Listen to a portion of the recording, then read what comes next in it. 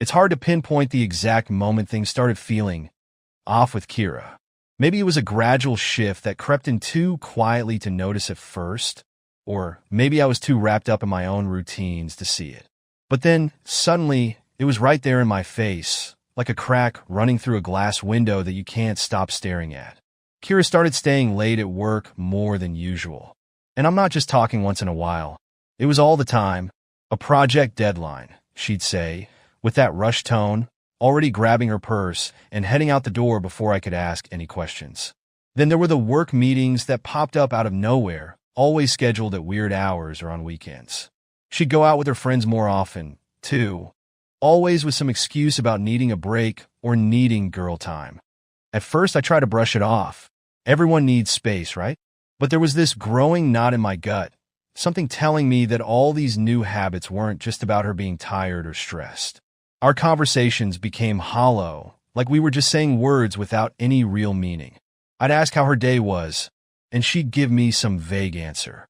Busy, or the usual. No details, no stories, no laughs. I used to know everything about her day, the office gossip, her frustrations, the ridiculous antics of her coworkers. Now, it felt like she was reciting lines, giving me just enough to satisfy my questions, but never enough to actually connect. And when we were together, it was like she wasn't really there. She'd look at her phone a lot, even when we were out for dinner or watching a movie. And when she wasn't on her phone, her eyes were distant, somewhere else entirely. It wasn't until I ran into Trevor that things really started clicking together, though. It was a random Tuesday night, and I'd stop by the bar for a quick drink after work. Trevor and I go way back, but we hadn't caught up in a while. So when he saw me, he waved me over, and we started chatting, just catching up on life. I mentioned Kira briefly, saying she'd been busy lately, and he gave me this weird look. He hesitated, looked at his drink, then looked back up at me, like he was debating whether to say something. Eventually, he said, "Look, man, I didn't know if I should bring this up, but I saw Kira at a club a few weeks ago." My stomach dropped. Oh yeah, I try to keep my tone casual, even though I could feel my pulse picking up. He nodded, his face serious. She was with this guy. They seemed close. He had his hand on hers, and honestly, they didn't look like just friends. I didn't know what to say. Part of me wanted to laugh it off, but something about Trevor's expression kept me grounded. He was clearly uncomfortable, like he was sorry to be the one delivering the news. I managed to force a smile, thanked him for letting me know, and told him it was probably nothing, just some co-worker or old friend Kira was catching up with. But as soon as I got home, I couldn't shake the image he'd planted in my mind. Kira was some stranger, her hand in his. I sat in the dark, replaying every interaction I'd had with her over the past few weeks. Suddenly, things started adding up. The late nights, the vague answers, the growing distance. I realized I'd been noticing these signs for a while. I just hadn't wanted to see them. That night was a blur of restless thoughts. I couldn't sleep, couldn't shut my brain off. Every memory of Kira acting strange came rushing back, each one feeding the anger and hurt building inside me. I remembered the nights she came home late, smelling faintly of cologne that wasn't mine. The way she'd brush it off, laugh it away if I asked. "Oh, it's just from the office," she'd say, or "Everyone wears it at work. You know how it is." But I didn't know how it was. Not like this. I found myself going over old photos in my phone, scrolling back to the early days when we were happy, laughing, oblivious to anything that could ever tear us apart. Those memories were like salt on an open wound. Every smile, every hug, every lazy Sunday morning suddenly felt hollow, as if they'd been erased or tainted by whatever was happening now. I could barely look at her anymore without feeling the weight of it pressing down on me. But I couldn't confront her. Not yet. As much as I wanted to grab her and demand the truth, something in me held back. I knew that once I opened that door, there'd be no going back. So I told myself I needed proof, something concrete to bring to her face. And if I was honest, maybe a part of me wasn't ready to accept what I already knew in my gut. That night, lying there in the dark, I started planning. If she was hiding something, I was going to find it. I'd watch her more closely, pay attention to every little thing she said and did. I'd look for patterns, for any clue I'd missed before. And if Trevor had seen her with another man, maybe he could help me figure out more. For now, though, I'd keep quiet. I'd play along, act like nothing was wrong, even if it tore me up inside. The next morning, Kira was already gone before I woke up. Work was supposed to be my escape, my place to get away from all the questions swirling around Kira's behavior. But with Conrad as my boss, escape was a laughable concept. If anything, work had become just another place where I was reminded of how much my life had started to feel like a constant uphill battle. Conrad was the kind of boss who enjoyed tearing people down, but for some reason, he had a particular grudge against me. Every weekly meeting turned into a session where he'd make it his personal mission to humiliate me in front of the team. My ideas were always met with a sneer or some condescending remark, no matter how solid they were. "Randall, you're always doing things halfway," he'd say, his voice dripping with sarcasm. "Maybe try thinking things through next time." The worst part was that no one else ever said a word. I'd sit there, face burning, trying to keep it together while everyone else looked down or pretended to shuffle papers. It was isolating being singled out like that. And as if things weren't bad enough at home, work was quickly turning into a battleground. I catch myself wondering if maybe he saw something in me that I didn't. Maybe I really wasn't good enough. Maybe that's why everything was falling apart. But the universe wasn't done kicking me yet. Right as my head was spinning with the mess with Kira, Conrad dropped a new project on my lap. This wasn't just any project, either. It was a big one, the kind that, if done right, could put me up for a promotion. Only, he seemed determined to make sure that wouldn't happen. He kept piling on impossible deadlines, cutting down resources, and then taking shots at my work whenever he could. "If you're going to take this on, Randall, you'll need to up your game. We can't have sloppy work on this one," he'd say with a smirk. Every day felt like a test of endurance.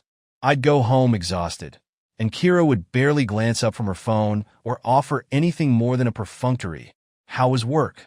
It was like screaming into a void with no one around to hear. Between the tension with her and Conrad's constant jabs, it felt like I was being crushed from all sides. There were nights I'd lie in bed staring at the ceiling, wondering if this was it. If this was what my life was supposed to be, a series of humiliations strung together, one right after the other. But not everyone at work was a lost cause. Macy, one of my colleagues, had started noticing the way Conrad treated me. She wasn't loud about it, never made any grand gestures, but she had this quiet way of showing support. It started with small things like saving a seat next to hers in the break room. But soon, we were sharing lunch together regularly. She'd listen to me vent, and there was something about her steady presence that made everything feel a little less suffocating. Macy wasn't just a co-worker. She felt like the only real support I had left. She didn't offer sympathy for sympathy's sake. She was sharp, quick to point out where I might be overthinking things, but she did it in a way that felt reassuring. "Conrad's got it out for you, sure, but it doesn't mean your work's any less valuable," she'd say, cutting through my self-doubt like it was nothing. Macy had a way of reminding me that, maybe, I wasn't as useless as Conrad wanted me to feel. One day during lunch, she looked at me with this sly smile. "You're coming to the corporate party, right?" I shrugged, not really feeling the party spirit. "Maybe, but I don't think I'll bring Kira. Things are complicated right now." She nodded without prying, but there was an understanding in her eyes that felt comforting. That decision to go alone was my first real step away from Kira. It wasn't easy. There was a part of me that still clung to the hope that we could fix things, even though I knew better. But going solo felt like reclaiming something, however small. It was a way to remind myself that I didn't need her validation or approval to show up somewhere. When I finally told Kira about the party, she barely looked up from her phone. "Oh," she said, her tone flat. "Well, have fun." She didn't ask why I wasn't inviting her. She didn't care. That little exchange stuck with me more than I'd like to admit. Arriving at that party alone felt like a strange mix of freedom and anxiety. I've been to plenty of these corporate events with Kira by my side, but walking in solo was a whole different experience. I couldn't shake the weird sensation that everyone's eyes were on me, maybe noticing that she wasn't there, maybe wondering why. As I scanned the room, filled with laughing couples and clinking glasses, I felt a twinge of discomfort. But there was something else, too, a quiet relief. I was finally stepping into something that didn't include her, a small act of reclaiming my own life. The evening went on as these things usually do, filled with awkward small talk and polite laughter that never quite reached anyone's eyes. I kept to myself mostly, nursing a drink and nodding along as colleagues introduced their partners and told the same old stories I'd heard 100 times.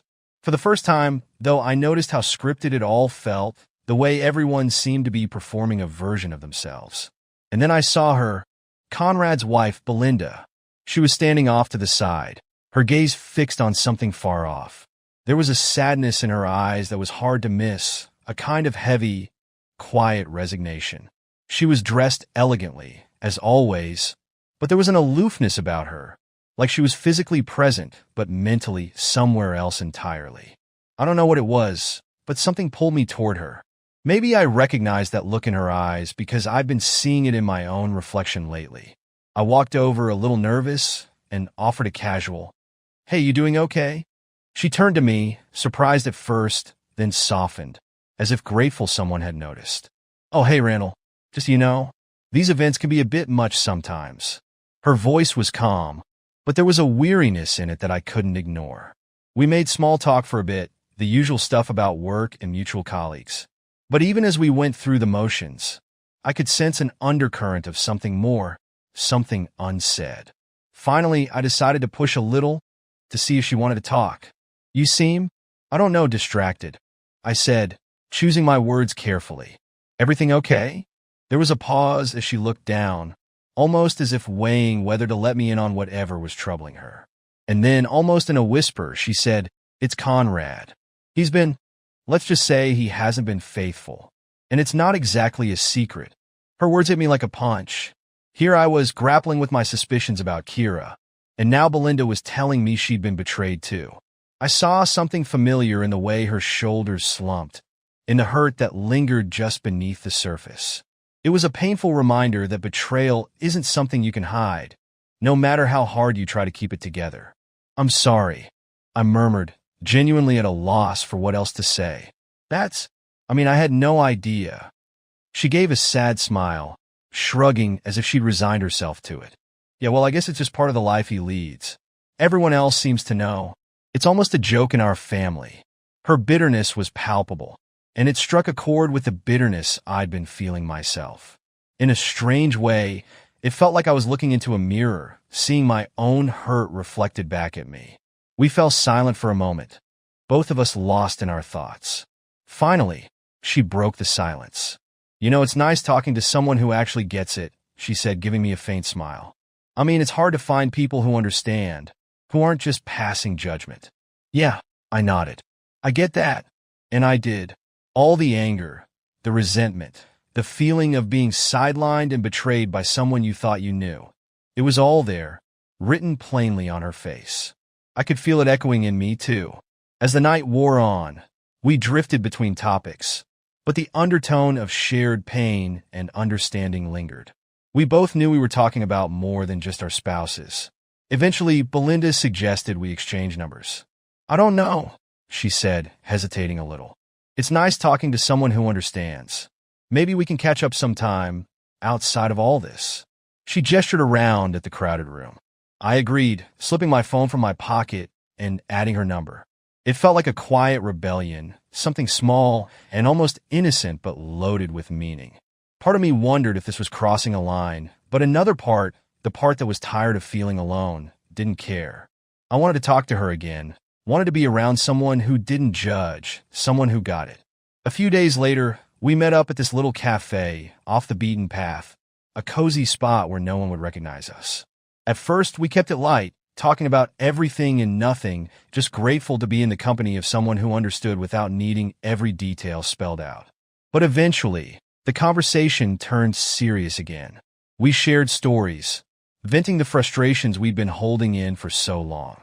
Belinda talked about how Conrad's behavior had affected their family, the way he'd somehow made her feel small and insignificant. It was painfully familiar. At some point, she reached across the table and placed her hand over mine. It was a small gesture, but it felt like an anchor. In that moment, there was an unspoken understanding between us, a bond forged from shared pain. We weren't just two people comforting each other. We were two people trying to find something real in a sea of lies and betrayal. Later, when we finally said goodbye, there was a charged silence between us, an undeniable pull. I wanted to hold on to her, to reassure her, to feel that connection we'd shared again. But I knew we'd crossed into dangerous territory, and part of me wondered if this was just another layer of complexity I didn't need. Still, as I walked away, I knew that whatever this was, it was real, and it mattered. The plan started to form the night after my coffee with Belinda. Lying in bed, staring at the ceiling, I felt a mix of emotions tearing me apart. Relief, guilt, and this simmering anger that was finally bubbling over. I had spent months, maybe even years, feeling powerless, belittled, like I was somehow unworthy of respect from Kira or anyone else in my life. But my time with Belinda, sharing in each other's hurt and betrayal, had sparked something. For the first time, I felt like I could actually do something about all of it, like I could take control. I lay there thinking of all the times I'd bitten my tongue, all the silent resentment building up every time Kira brushed me off, lied to my face, or left me sitting at home wondering where she was. And now, with the full weight of her betrayal sitting on my chest, I knew I couldn't just keep it all inside anymore. The anger had to go somewhere, and if I was being honest, a part of me wanted her to feel what I'd felt. I wanted her to know that I wasn't just some quiet, dependable guy she could walk all over. But I needed a plan. I wanted this to be more than just a confrontation. I wanted her to feel every ounce of regret for thinking she could treat me this way. And I wanted Conrad to understand that he wasn't as untouchable as he thought.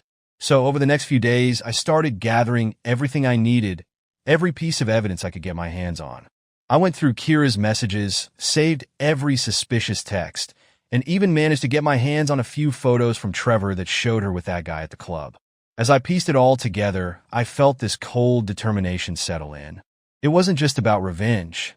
It was about reclaiming my dignity, proving to myself that I could stand up for what I deserved. I was done being the guy who just took it. Once I had everything in place, I decided to set the stage. I'd bring Kira to a nice restaurant. Let her think it was just a casual evening out. The anticipation of what I had planned was almost thrilling. I wanted to see the look on her face, to watch her mask of indifference crack when I told her everything. When the night finally came, I played it cool, acting as if nothing was out of the ordinary. We sat across from each other, and I watched her talk about her day as if we were still living in some perfect little bubble. It was almost laughable how easily she could lie, like the past few months of deception were just business as usual for her. I made small talk, kept the conversation light, all the while feeling the tension building in the back of my mind. After a while, I leaned in, dropping my voice to make it clear that what I was about to say wasn't just casual dinner conversation. "Kira," I started, "there's something we need to talk about." She looked up, her face shifting into this fake concerned expression that almost made me want to laugh. "What is it?" I took a deep breath, steeling myself. "I know about him, Kira. I know everything. And just so we're clear, I know about you sneaking around, the late nights, the excuses. I know about all of it." For a moment, she just stared at me, her face a mixture of shock and something close to fear. She opened her mouth to respond, but I wasn't done yet. I leaned back in my chair, letting the silence hang between us, making her sit in it. "And there's one more thing," I continued, letting the words sink in slowly. "I met up with Conrad's wife recently, with Belinda. Turns out, you and your little friend aren't the only ones who know how to keep secrets." The color drained from her face, and she looked like she'd been slapped. Her mouth opened and closed, searching for words, but she was completely speechless. It was satisfying, in a twisted way, watching her crumble, knowing that the control she'd held over me was slipping away. For the first time, I was the one holding the cards.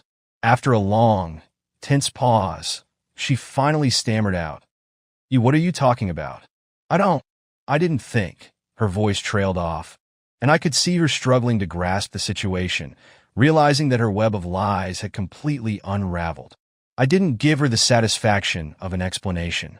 I just sat there, watching her flounder, feeling a weight lift off my shoulders as I saw her for what she truly was. And in that moment, I knew I was done. There was no coming back from this. The next day at work, I decided it was Conrad's turn. This wasn't just about Belinda or Kira. It was about showing Conrad that he wasn't invincible. I made sure to be in his line of sight all day, dropping subtle hints in our conversations. At first, he didn't catch on, but as I let Belinda's name slip into the conversation here and there, I could see the gears turning in his mind. Finally, during a meeting, I made a casual remark about our mutual friend. I could see the moment it clicked for him, the way his face froze, the dawning horror in his eyes. He knew. He knew that I had crossed a line he thought I'd never dare to cross. The satisfaction of watching him squirm, seeing the cool, cocky mask he always wore crack, was worth every ounce of anxiety I'd felt leading up to this moment. Conrad tried to regain his composure, tried to keep things professional, but it was too late. I could see the anger simmering beneath the surface, the realization that he wasn't the only one who could play dirty. In that moment, I felt like I'd finally taken back my dignity, that I'd broken free from the chains they'd both tried to wrap around me. For the first time in a long time, I walked out of that office with my head held high. After the night at the restaurant, it was like Kira had finally seen the full extent of the damage she'd done. For the first time, I saw her stripped of all her confidence, her defenses completely shattered. She didn't try to lie or make excuses anymore. Instead, she started calling me, texting me, leaving messages about making things work and trying again. But I was done. The betrayal was too deep, the trust shattered beyond repair. There was nothing left to salvage, and I told her as much. I wanted a divorce. There was no going back. At first, Kira couldn't believe it. She seemed convinced that I'd come around eventually, that we could sweep everything under the rug and pretend none of it had happened. But when I refused to engage, refused to let her sweet talk me into forgetting, her tone changed. The desperation crept in, followed by anger, and finally, the bitter reality settled in for her. This was happening, whether she liked it or not. We started discussing the terms of the divorce, which turned into a nightmare almost immediately.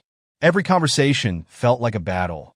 She threw out accusations, tried to twist things around, reminded me of our past and the good times we'd had, like she thought those memories would somehow make me forget all the lies. But I'd had enough of her manipulation. I could see her for who she truly was now, and there was no charm, no nostalgia that could change my mind. I wasn't interested in compromise. I was only interested in moving on, no matter how painful or drawn out the process would be. Hiring a lawyer was the next step. I needed someone on my side, someone who could handle the endless back and forth and deal with Kira's constant attempts to regain control. Every meeting was tense, the air thick with unspoken resentment and thinly veiled accusations. Kira knew exactly which buttons to press, bringing up moments from our marriage in a last-ditch effort to manipulate me. She'd bring up our shared memories, twisting them as if they were proof of something worth saving. "Don't you remember that trip to the lake?" she'd say, her voice laced with that familiar charm she used to get what she wanted.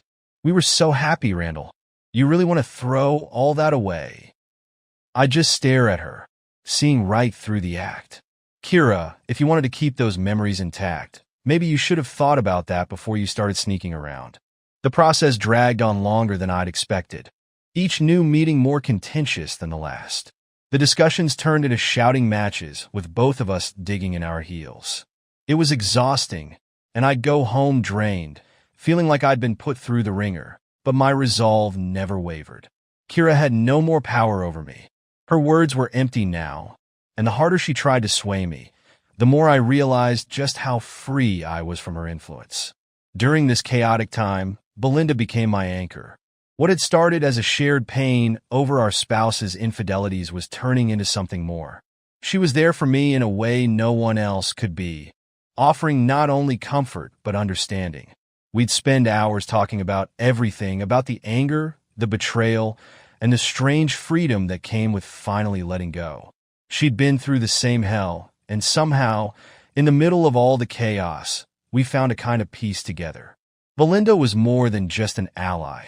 She became the one person who could see me without the bitterness, the anger, or the resentment. With her, I felt seen for who I was, without the weight of my past mistakes or Kira's betrayals. Our connection deepened, and soon, the revenge that had initially driven us together was replaced by something genuine.